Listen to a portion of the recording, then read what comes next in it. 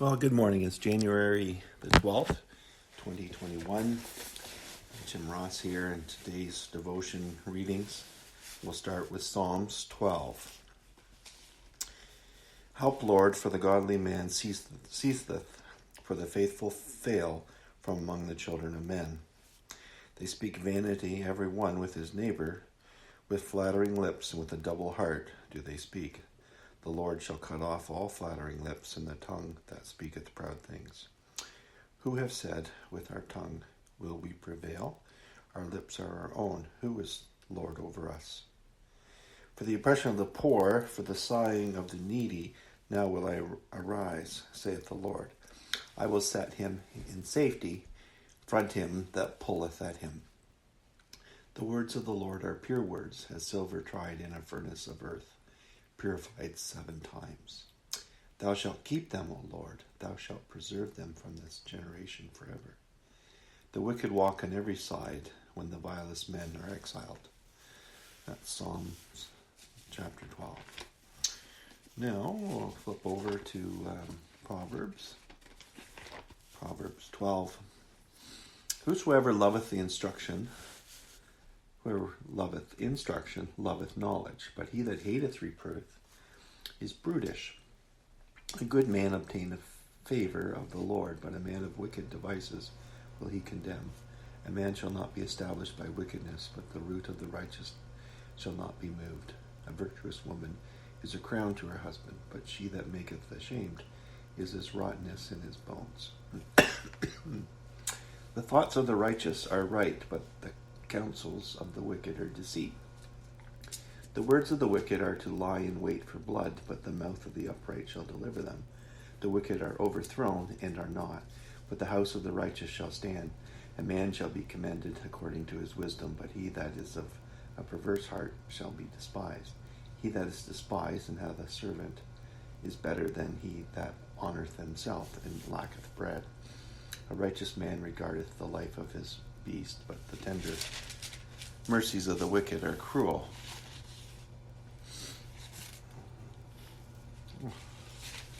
Where are we? And he that tilleth his land shall be satisfied with bread, but he that followeth vain persons is void of understanding. The wicked desireth the net of evil men, but the root of the righteous yieldeth fruit. The wicked is snared by the transgression of his lips, but the just shall come out of trouble. A man shall be satisfied with good by the fruit of his mouth, and the recompense of a man's hands shall be rendered unto him. The way of a fool is right in his own eyes, but he that hearkeneth unto counsel is wise. A fool's wrath is presently known, but a prudent man covers shame. He that speaketh truth showeth forth righteousness, but a false witness deceit. There is that speaketh life, the piercings of a sword, but the tongue of the wise is health. The lip of truth shall be established forever, but a lying tongue is but for a moment. Deceit is in the heart of them that imagine evil, but to the counselors of peace is joy. They shall no evil happen to the just, but the wicked shall be filled with mischief. Lying lips are an abomination to the Lord, but they that deal truly are his delight. A prudent man concealeth knowledge, but the heart of fools proclaimeth foolishness. The hand of the diligent shall bear rule, but the slothful shall be under tribute. Heaviness in the heart of man maketh it stoop, but a good word maketh it glad. The righteous is more excellent than his neighbor, but the way of the wicked seduces them. The slothful man roasteth not that which he took in hunting, but the substance of a diligent man is precious. In the way of righteousness is life, and in the path thereof there is no death. Proverbs chapter 12. Okay, Revelations chapter 12. And there appeared a great wonder in heaven, a woman clothed with the sun and the moon under her feet, and upon her head a crown of 12 stars. And she, being with child, cried, travailing in birth and pain to be delivered. And there appeared another wonder in heaven, and behold, a great red dragon, having 7 heads and 10 horns, and 7 crowns upon his heads. And his tail drew the third part of the stars of heaven, and did cast them to the earth. And the dragon stood before the woman which was ready to be devoured. for to devour her child as soon as it was born. And she brought forth a man-child who was to rule all nations with a rod of iron, and her child was caught up unto God, unto his throne. And the women fled into the wilderness, where she hath a place prepared of God, that they should feed her there 1,260 days.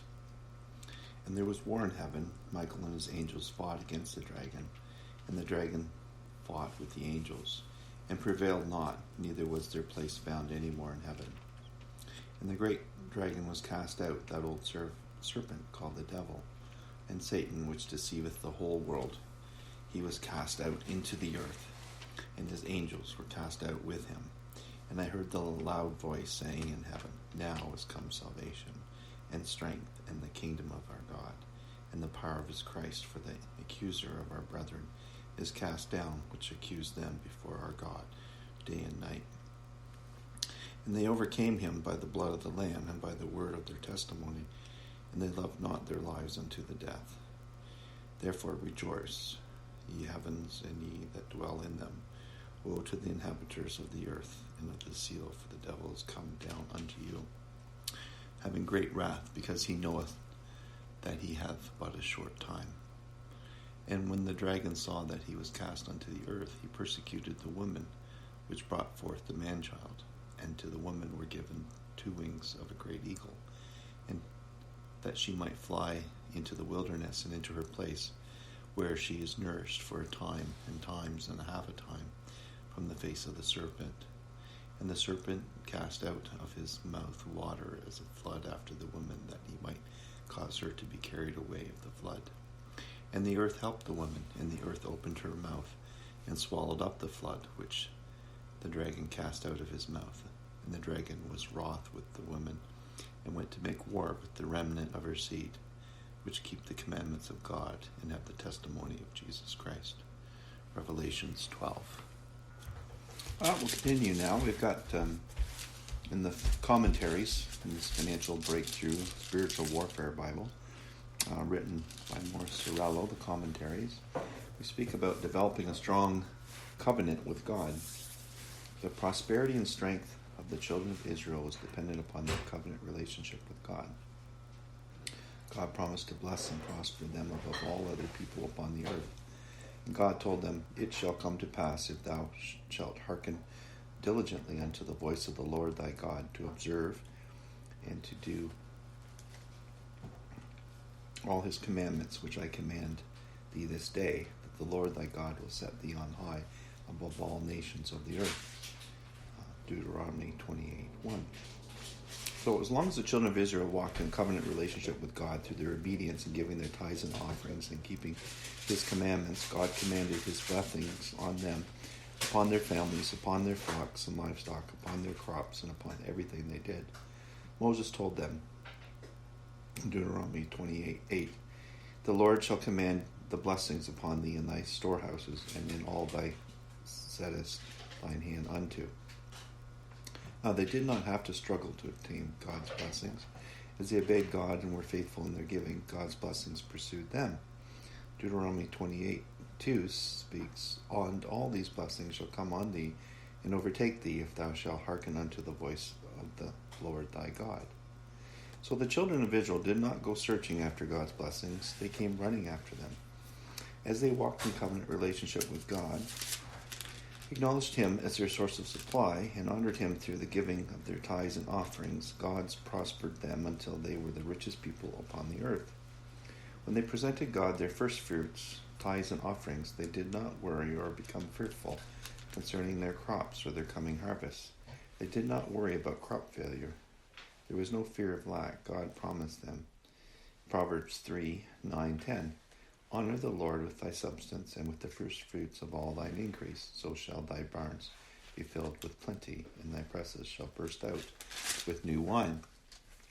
So, having fulfilled God's commands, they left their gifts at the altar, knowing that God was faithful and would do all that he had promised. They did not wonder or question God. They knew he would release his blessings upon them. The children of Israel knew that God would rebuke the devourer for their sakes. They knew that God would open the windows of heavens on their behalf. They knew that God would release his blessings upon them and give them the increase. They knew that they would reap an abundant harvest. The only way you'll be able to stand during the coming worldwide financial crisis is to have the same strong covenant relationship with God. You must have a personal, intimate relationship with him, whereby your dependence is upon him and you look to him as your source of total supply. God wants you to walk and live continually in covenant relationship with him, whereby you honor him by giving your tithes and offerings according to the plan he gave you in his word.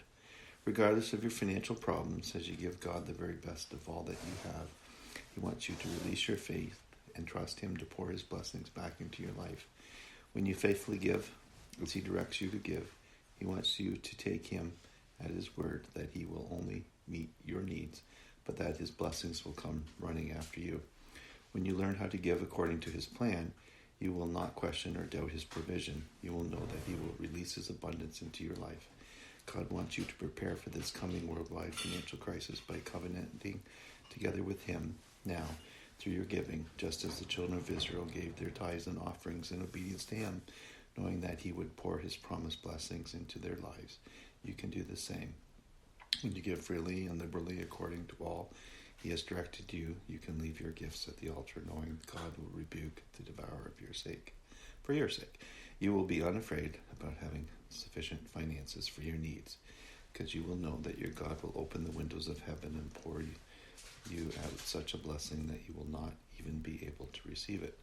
You will not worry about where your provisions for your daily needs is coming. You will know that God will fulfill all that he promised. Well, that's the end of commentary there today. Anyway, have a blessed day and take care. God bless you. Over and out. Peace.